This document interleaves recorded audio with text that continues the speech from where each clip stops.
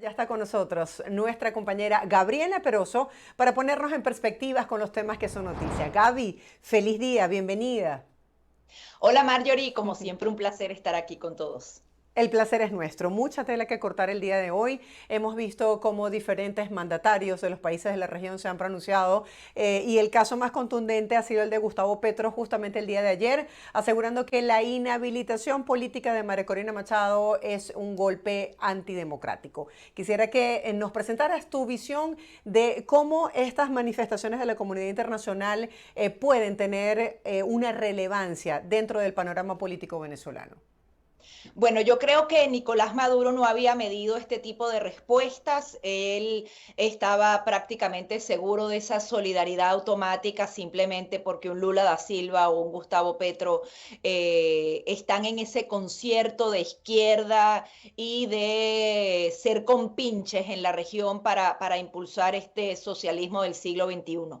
Sin embargo, aquí no se trata de que Gustavo Petro o Lula da Silva estén preocupados realmente por la democracia en Venezuela, sino que si no hay elecciones libres y justas en Venezuela, y ya lo han dado a conocer varios estudios de opinión, se podría dar una migración masiva de más de 2 millones de personas adicionales. Recuerden que en Colombia mínimo hay 2,4 millones de venezolanos, muchos de ellos están trabajando, pero sin embargo ha sido una carga importante para Colombia y tener que recibir a unos 500,000 más, a 1 millón más, es un problema de marca mayor para esta nación que además ha sido súper receptiva con los venezolanos desde el gobierno anterior. Gustavo Petro ha mantenido algunas de esas políticas. Entonces Gustavo Petro está viéndolo del lado práctico. No es que ahora sí se dio cuenta y está preocupado porque Nicolás Maduro no deja participar en las elecciones, sino que simple y llanamente no quiere la llegada masiva de más venezolanos. Y eso podría pasar, Marjorie, porque muchos venezolanos, y he hablado con muchos de ellos, dicen, bueno, voy a esperar, iban a esperar hasta noviembre, ahora sería hasta julio, que es prácticamente ya, a ver qué pasa en esas elecciones, porque la caída que va a provocar esas elecciones que se robaría Nicolás Maduro al día de hoy por todas las circunstancias que tenemos, haría que muchas personas decidieran abandonar el país, sería realmente llevar aún más al hueco a nuestra nación. Y eso va a impactar directamente a Brasil y a Colombia. ¿Qué tenemos que rescatar y qué tenemos que aprovechar de esto? Y María Corina Machado ha estado haciendo esos acercamientos con este tipo de naciones, que ellos son los únicos que realmente pueden presionar a Nicolás Maduro en todo este contexto. Recordemos que normalmente la gran ficha a jugar era la de Estados Unidos, pero incluso veíamos algunos comentarios los expertos decir, bueno, es que le levantaste las sanciones y ya perdiste tu influencia, tu manera de forzajear con el régimen y ahora sin las sanciones impuestas es mucho más difícil. Eso sucedió y creo que no tiene mucho sentido revertir el tema energético y el tema de las sanciones porque ellos saben exactamente cómo voltear la tortilla y saben sobrevivir con el tema de las sanciones y allí entonces entra en juego este tipo de naciones que le dicen, oye, te apoyo en todo tu tema ideológico, pero ya no puedo más. Nicolás Maduro, en un contexto como el de hoy en día, donde todo está hiperconectado, no sé si quiera jugarse la carta de perder a sus pocos aliados aquí en la región. Y eso podría ser significativo. Sin embargo, recordemos que él no está dispuesto a entregarle el poder a nadie, él va a seguir por esta senda, esto podría complicarse aún más y volverse más tipo Nicaragua, pero esa presión internacional podría ser interesantísima. Veíamos un artículo del Wall Street Journal diciendo que podría haber durante el mes de abril, es decir, en cualquier momento, otra reunión en Doha o en la Ciudad de México para terminar de evaluar el tema de las sanciones. Pareciera, y lo que yo he conversado con varios funcionarios norteamericanos y también apunta el Wall Street Journal, que el gobierno de Biden no está en la vía de reimponer completamente las sanciones, quizás se hagan algunos ajustes, pero la flexibilización se va a mantener. Dicen que ellos quieren mantener esa flexibilización hasta julio, esto de manera extraoficial, porque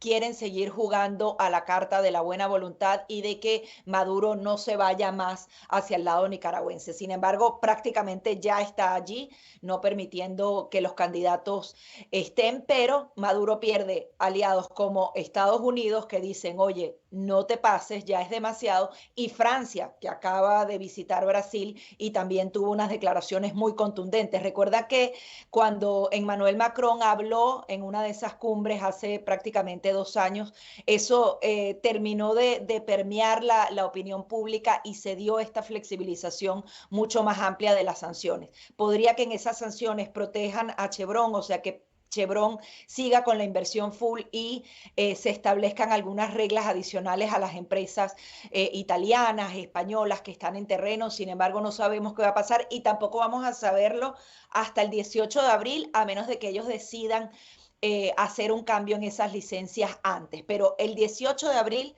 podría cambiar el juego o no cambiar absolutamente nada con el tema de las sanciones. Y hay que ver también, bueno, todos estos lapsos, no sé si los has visto, Marjorie, de que si se pueden sustituir candidatos, que las postulaciones, que sí, que no, que bueno, que otro lado de esta compleja realidad que nos toca vivir a los venezolanos.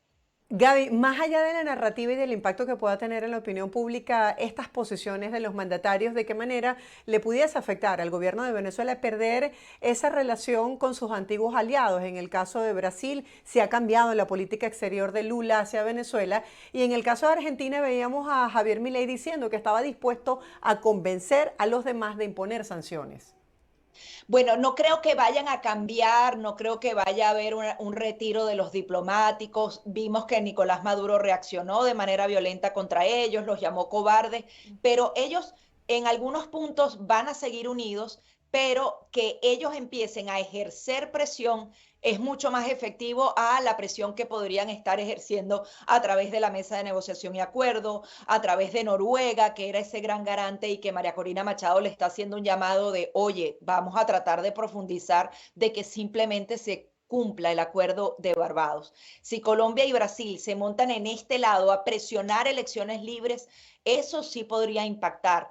Nicolás Maduro se podría alejar completamente de ellos, pero no puede aislarse en la región, porque ¿quién le queda? Le queda Rusia, que está bien ocupada con el tema de Ucrania, Irán, que está bien preocupado con el tema de Israel, y no muchos más aliados. Entonces, tampoco te puedes ir tan allá, pero ellos siempre van a estar justamente en esa marca de hasta dónde puedo presentar esas elecciones libres y justas. Pero quizás esta presión que vendría de Lula da Silva o de Gustavo Petro podría impulsar que, por ejemplo, sí lograran colocar a otro candidato. Ojo, veíamos a Diosdado Cabello hablando de que, bueno, que la estrategia de María Corina Machado, que tienen hasta 10 días antes de la elección para cambiar las candidaturas. Él habla de postulados, o sea, por lo que veo, la visión que tiene Diosdado Cabello es que el que ya está inscrito es el que puede agarrar otra tarjeta, pero no puede entrar nadie nuevo al juego. Siempre depende de ellos porque eso está completamente tomado por ellos.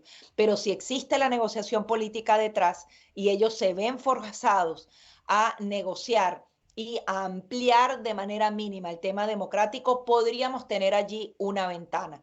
Hay quienes dicen que hay que votar de manera masiva por quien sea, como sea, para obligar incluso al candidato que gane a reconocer esos resultados. Porque, ¿qué pasa? En lo que hablábamos ayer de Manuel Rosales, ponte que Manuel Rosales, todo el mundo se adhiera a él y vaya a las elecciones, gane con una significativa mayoría. Hay que acordarse que existen precedentes en donde ellos inventan millones de votos, como pasó con el tema del Esequibo. Cuando te inventan millones de votos, la única manera de que ese voto popular realmente se materialice es que el candidato defienda esos votos. Y allí justamente entra la figura de Manuel Rosales, que no retaría al régimen, por lo menos por todo lo que ha venido haciendo hasta ahora. Podría repetirse esa experiencia de Capriles Radosky, que él luego lo reconoció después de los años de que sí le había ganado a Maduro, pero que él no quería un baño de sangre, no quería violencia y lo dejó así. hay un candidato que realmente está dispuesto a hacer eso, es uno de los puntos, pero es una de las jugadas que dicen los venezolanos, que todo el mundo igual, independientemente que sea, vote en contra de Maduro, no por un candidato, vote en contra de Maduro para que sea inevitable, incluso para el candidato que pueda formar parte de la alianza. Esto para impulsar una transición democrática. Yo no veo que en julio vayamos a cambiar de gobierno y haya un paso de mando, pero es un punto fundamental para iniciar, para impulsar esa transición democrática. Y veíamos a Javier Milei diciendo en una entrevista a CNN en español que él está dispuesto justamente a convencer a otros países en el tema de las sanciones. Y eso es interesante porque estas sanciones no serían del tipo, por ejemplo, petroleras ni nada de eso, que son las que justamente utilizan estos gobiernos de izquierda para decir que hay, que tienen atrapado al pueblo, que tiene mucha hambre, lo usan como excusa. Cuando haces las sanciones en Latinoamérica, podrían apuntar nuevamente al tema de las personas, de congelarle los bienes a millones y millones de dólares que estarían, por ejemplo, en Argentina, en Colombia, aunque no creo que estos presidentes lo hagan, pero sí en otros países latinoamericanos, si se convence de hacer unas sanciones específicas, personales, a figuras clave del régimen de Nicolás Maduro, eso los podría incomodar y decir, oye, ¿será que yo hablo con el otro lado? Porque María Corina ha estado tratando de dar todos esos puentes para que estén ahí, para que haya algún tipo de traición al chavismo, que es una de las pocas vías que le queda a los venezolanos. Entonces yo creo que sí, que es fundamental lo que está pasando en América Latina y quizás los propios latinos lo vamos a resolver y ya no se trate un tema de que, bueno, que Estados Unidos hizo esto o aquello y lo resolvamos entre nosotros mismos. Gaby, ¿qué se esperaba del gobierno de los Estados Unidos en el marco de los acuerdos de Barbados y cuál ha sido la posición hasta este momento? El tema es que creo que Estados Unidos se dio muy rápido fichas y puntos que eran justamente su fortaleza en esa mesa de negociación. Creo que el tema de Alex Saab se le fue de las manos. Dijeron, bueno, vamos a dar a Alex Saab y esta gente sí se está comprometiendo a hacer unas elecciones libres y justas. Se comprometieron en el papel, pero ya hemos visto lo que ha sucedido. Y pareciera que esa era la única ficha que estaba jugando el régimen de Nicolás Maduro. Hablaban de las sanciones petroleras, pero pareciera que no les importa tanto o sabían que era muy difícil volver a revertir esa flexibilización de sanciones como está ocurriendo hoy. Como te decía, del día de hoy al 18 de abril tiene que haber una decisión en el tema de renovar esas licencias que permiten la exportación y la explotación del petróleo por parte de empresas extranjeras en suelo venezolano. Yo creo que van a haber cambios, pero no significativos, y que eso se va a alargar hasta el mes de julio. Por lo menos es la línea que han venido trazando. El Wall Street Journal, por ejemplo, decía que el gobierno de Biden ha contratado a Juan González para que siga con ese nexo entre el gobierno de Nicolás Maduro y todas las negociaciones en este tema energético. La visión de Juan González es precisamente de que las sanciones no se reimpongan, porque bueno, porque dicen que eso no dio los resultados esperados, porque no hizo cambiar al régimen. Lo que se esperaba es que ellos jugaran un poquito con más fuerza, quizás esa carrera de pulso dentro de la mesa de negociación. Sin embargo, lo que ocurrió ya está hecho y no hay mucho más que cambiar. Y ahí el tema es que cuántas cartas más le queda al gobierno de Estados Unidos para presionar al día de hoy a Nicolás Maduro para que, por ejemplo, Corina Lloris sea definitivamente la candidata o se pueda impulsar un candidato que vaya limpio a esas elecciones. Incluso el nombre que daba la unidad dicen que va a ser impugnado porque estuvo fuera de tiempo. Ellos siempre tienen la manera de jugarlo y siempre han dejado claro que ellos no van a permitir ninguna figura que realmente sea peligrosa para Nicolás Maduro. Hemos visto manifestaciones de venezolanos en varias partes del mundo reseñando que no han podido hacer la actualización de datos en el registro electoral. Y quisiera aclaramos un poco acerca de eso. ¿Cómo ves la organización, la logística preelectoral en estos países y en el caso específico de Estados Unidos? ¿Está unida la oposición en este sentido? No, y tienen rato diciendo que lo van a hacer y no lo han hecho. En Estados Unidos no existe esa posibilidad, es decir, no sé, más de 1 millón de votos allí se van a perder, los que están inscritos son muy pocos y muchos se han mudado y bueno, creo que esa ha sido una de las grandes debilidades de esa plataforma unitaria que ha podido desde el día cero ir organizándose, haciendo esos grupos de electores o como quieras llamarlos en cada uno de los países. Sin embargo, también sabían muy claramente que era el régimen de Nicolás Maduro el que iba a abrir las puertas a unos y a otros no. Vemos lo que sucede en Argentina, que prácticamente es imposible cambiar o inscribirte y eso a lo largo y ancho del país y no permite que por lo menos 3, 4 millones de venezolanos se expresen porque saben que eso se van a expresar en contra de Nicolás Maduro.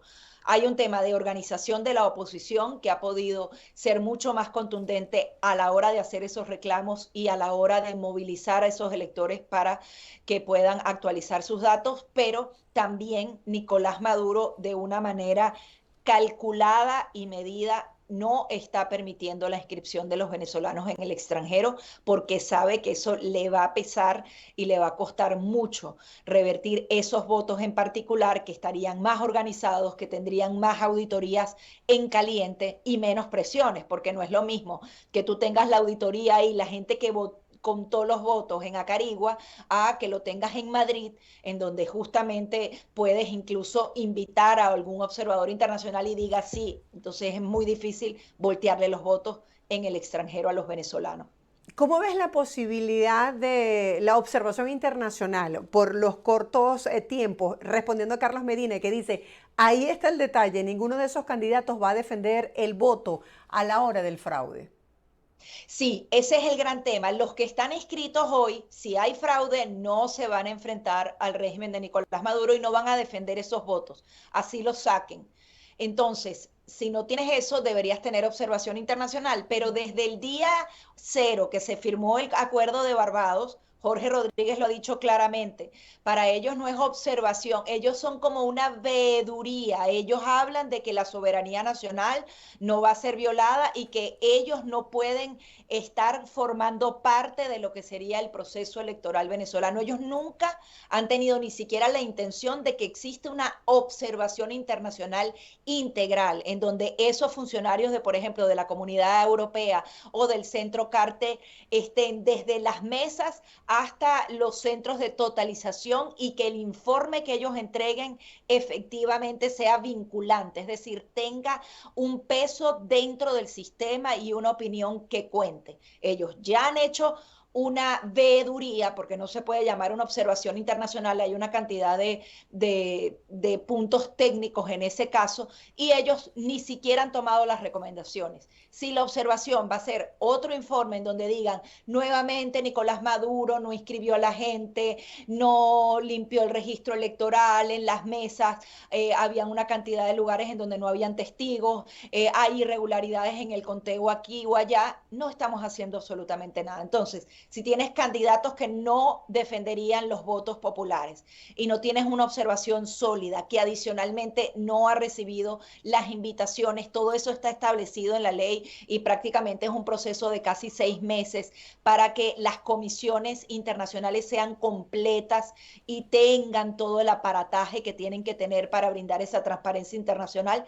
Estamos justamente desamparados los venezolanos. Sin embargo, creo que se están organizando la sociedad civil, por lo menos dentro de Venezuela, mucho más que en el extranjero, para justamente haya un testigo por cada mesa y se pueda defender de la mejor manera posible. Sin embargo, con estos candidatos que están inscritos hoy, que pareciera que no se enfrentarían jamás a Nicolás Maduro, es poco lo que se puede hacer, así hayan 10 millones de votos en contra de Nicolás Maduro. Sí, nos escriben diciendo justamente María Corina Machado debe tener una estrategia que probablemente no ha compartido con el pueblo venezolano porque pues no es estratégico, valga la redundancia. Y veíamos el comentario de algunos analistas políticos que señalan que continúan las negociaciones tras bastidores o tras cámaras, como nosotros decimos, y por supuesto esto es una información que no está confirmada, que nosotros no manejamos en este momento, pero siempre queda el espacio para la negociación y bueno, todavía mucha tela que cortar antes de las elecciones. Sí, hay que recordar que María Corina Machado, una de sus grandes logros en materia política fue la creación de la organización Súmate. Y esa organización era especialista en este tipo de logísticas. Yo estoy segura, y obviamente no lo tiene por qué revelar, que esa es una de las grandes fortalezas que se tendría ese día de la elección. Lo tuvo de manera mínima en el tema de las primarias, pero eso yo creo que tienen más de un año trabajándolo de manera muy delicada y de manera muy regional y quirúrgica. En cada punto tiene que existir una persona, un sustituto. Eso yo creo que sí lo podríamos tener blindado a pesar de, bueno, de todas las amenazas y todas las cosas. Y por eso, de alguna manera, ellos detienen a todos esos dirigentes regionales, porque es una de las grandes fortalezas que tiene María Corina Machado. Y había otro punto que me decías de los comentarios para agregarlo. Estaba Sí, lo de que eso. la gente estaba diciendo, bueno, María Corina no nos va a dejar sola, ella debe tener una estrategia. Y lo otro es que los analistas políticos dicen que hay conversaciones tras bastidores, que todavía se está negociando el tema de los candidatos. Sí, definitivamente. Hay conversaciones a diario entre la plataforma unitaria, entre el Grupo 20 Venezuela o María Corina Machado y otros actores que serían fundamentales. Incluso allí entra entonces también el tema de los presidentes de Colombia, de Brasil. Tiene que haber negociación, lamentablemente, porque no hay otra manera de lograrlo. Hay que presionarlos y hacer que negocien, porque si no, el juego está cantado y ellos lo tienen completamente amarrado. Y es por eso que veíamos a María Corina Machado decirle a Noruega, oye, sé un poquito más exigente, porque Noruega en teoría es el garante de todos esos acuerdos de Barbados, pero no vemos que ni siquiera le diga, oye, ni siquiera le toca el hombro a Nicolás Maduro. Entonces dices, oye, eres garante, pero ni siquiera estás ejerciendo la mínima presión posible. Yo no sé si va a reunirse la mesa de negociación de acuerdo con Gerardo Bley o como se había fijado antes, o las negociaciones van a ser internamente, como te decía, decían que funcionarios de Estados Unidos también se van a reunir. Creo que hay una serie de reuniones que absolutamente tiene que haber negociación de algún tipo y el tema allí es la presión que se tiene que ejercer contra Nicolás Maduro. ¿Qué cartas tienen los países que quieren una democracia en Venezuela para poder jugárselas? Es Javier Milei convenciendo a otros países de que se establezcan las sanciones. Es un poco complicado porque en el momento de la máxima presión donde todos esos países estaban ahí aliados tampoco se logró mucho en materia de sanciones, pero esas negociaciones podrían ser fundamentales. Si no, seguimos en el punto en el que estamos hoy, en donde hay una serie de candidatos que quizás algunos tengan un corazoncito de, bueno, ojalá que los venezolanos puedan elegir, pero no sabemos si tienen las botas puestas para defender ese voto si llegara a ocurrir de manera masiva contra Nicolás Maduro. Así es, Gaby, gracias por acompañarnos. Feliz día para ti. Bueno, seguiremos analizando estos temas que están en pleno desarrollo en nuestro país, Venezuela, como siempre, en este momento, el centro de la noticia. Gracias, Marjorie, como siempre, un placer estar aquí. Era nuestra compañera Gabriela Peroso presentándonos sus perspectivas periodísticas sobre estos temas que son noticia para nuestra comunidad.